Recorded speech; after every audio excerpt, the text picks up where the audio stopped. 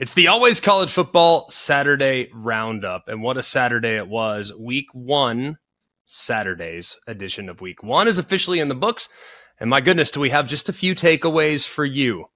Where else could we start than with the Colorado Buffaloes?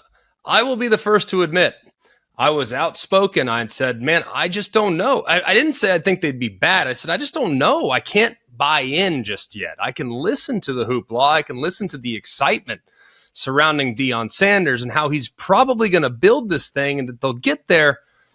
I will be the first to admit, had no idea they'd be there already. And granted, we can talk and we will talk about TCU and the inefficiencies defensively. My goodness gracious alive, that was unrecognizable from the side of the ball that had at times shown progress last year. But let's focus on the Buffs for now. Deion Sanders, so comfortable. Sean Lewis, the offensive game plan was flawless. I mean, quick passing attack, getting the ball out, carving it up with the run game, involving multiple backs, not just in the passing game, but also in the run game as well. Dylan Edwards is phenomenal. So quick, so agile, so capable of contributing in his first college game. To have that type of performance is truly remarkable. Deion Sanders, already referenced him. He looked ridiculously comfortable. What I was most intrigued by was the defensive and the offensive line. I thought they might struggle. Granted, I don't think anyone's going to come away from this performance against TCU thinking that they have the 85 Bears on defense, but wow, they have playmakers on that side of the ball. Most notably, how can you say enough about what we saw from Travis Hunter? Guy played 110 snaps on offense and defense. He was all over the field. Obviously contributed significantly on offense, but had that incredible pick. You see the ball skills on display. He was amazing, man. I have so underestimated what Colorado is. I mean, I thought it'd be progress. I thought they'd be better. I thought they'd be improved. I didn't think they'd be a contender. And if they can repeat that performance offensively, they'll be a problem for everyone in the Pac-12. I don't think they can win the Pac-12, but I do believe very much that they can match up pretty well against some of the teams that want to light up the scoreboard. Another big takeaway, Michigan, very solid in their performance. Thought it was very, very good on the defensive side, very aggressive. A lot of things to like about that. Tennessee, unbelievable defensive performance. Now, I know that Virginia, along the offensive line, tons of struggles, tons. But there was a point in which I'm like, I don't think they can block those guys on the right-hand side. And I felt terrible. I'm sitting there watching Tony Muskett. It's like, man, he's running for his life. I mean, coming around the edge, there was absolutely nothing that he could do. Oklahoma was insane, even though Arkansas State's completely overmatched. To win the way they won and the way they played in the first quarter of that football game was nothing short of remarkable. Ole Miss, great offensive performance. Oregon, great offensive performance. Ohio State, a little sluggish. I need to watch the tape. I did watch it in the booth leading up to our game, but I didn't get to really break it down. I really want to break it down before I weigh in on how they can fix what they had going offensively. However, defensively, one of the best defensive performances we've seen from them in an opener in a very, very long time. So it does appear like Jim Knowles' group collectively has taken a stride this year. Now, what does that say about Indiana? I don't know necessarily, but like I said, I'm going to watch that tape. I'm going to reserve judgment, at least at the moment. Washington, sensational. Felt like Boise was going to hang in there. It felt, especially early on, Boise was really getting after them on the perimeter and we're making some plays. And I thought Boise played physical, really physical in the first half of that football game. And then boom, second quarter, out the gate. 28-point second quarter for Washington. They bring it home, but the even more impressive fourth quarter, pulling away from Boise in what I thought could be kind of a close game. I don't think necessarily I thought it was going to come down to the wire, but I thought it could be a game that could be decided over the course of 4 quarters in football. Wisconsin, a little sluggish early on. Like to see that offense get going a little bit more. Was very underwhelmed by how on the same page they were, I guess, to a certain extent. Didn't get to watch the second half as much, so it looks like they pulled away just a little bit. USC does USC things.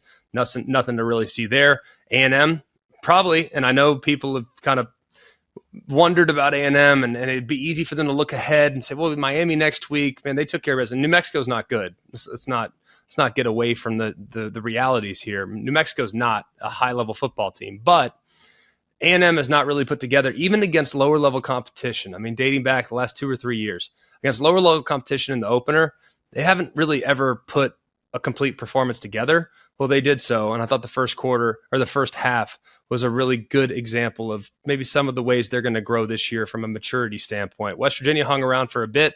They were up against our game. I didn't get a chance to watch it, but it looked like Penn State put a bow on it there at the very end. And I feel bad for those holding a West Virginia ticket plus 20.5 because it looks like there was a late one scored. Didn't see it. It looks like there was a late one scored because it felt like they were comfortably within the number at least there for a minute. Let's get to my game, our game. North Carolina, South Carolina. We'd wondered about North Carolina's defense. North Carolina last year came into the 14th game of the season. They were one of the least disruptive defenses in America. They really were. 17 sacks over the course of the entire season. Very few tackles for loss. Very little disruption rate. North Carolina was absolutely ridiculous along the line of scrimmage tonight. Now, I think a lot of that has to do with South Carolina and the struggles that they're going to have at tackle all season long. I mean, their tackles are really having a difficult time. I don't think you can always really rush to judge. You could say, well, was that more North Carolina? Was that more South Carolina? I think it was a collection of both. But when you finish the game with 9 sacks, when you had 17 just last year in 14 games, Gene Chizik gets a gold star for the performance that he had. I mean, he was heating up Spencer Rattler all game long. Spencer Rattler statistically ended up having a decent day, but he could never really do anything. I mean, he was constantly under duress. He was constantly trying to create. He was constantly trying to evade. The poor guy was on his back, and it felt like he got hit every time he released the pass. And he hung in there. And statistically, it was pretty impressive, but they couldn't run the football. So we think about North Carolina, and we've talked about the ACC and the pecking order. The way I've seen it from the jump, you have Florida State kind of in a league of their own. Clemson, we're going to reserve judgment at least for a couple more days until we see them on Monday night. And then it felt like there was a big gap. There's probably 5 or 6 teams that might be able to be in that 3 spot in the ACC. Is it NC State? Is it Louisville? Is it North Carolina? Is it maybe Miami in what might be a resurgent year? I wasn't sure about North Carolina. They had said all off season that their defensive play had improved, but I wasn't necessarily willing to buy in until I saw it. And then I saw it with my own 2 eyes tonight, and my goodness, they're a different team up front. They're disruptive, they're athletic, they're big, they're physical, and they have a defensive coordinator that will allow them to pin their ears back. So they are going to be a major problem moving forward in the ACC.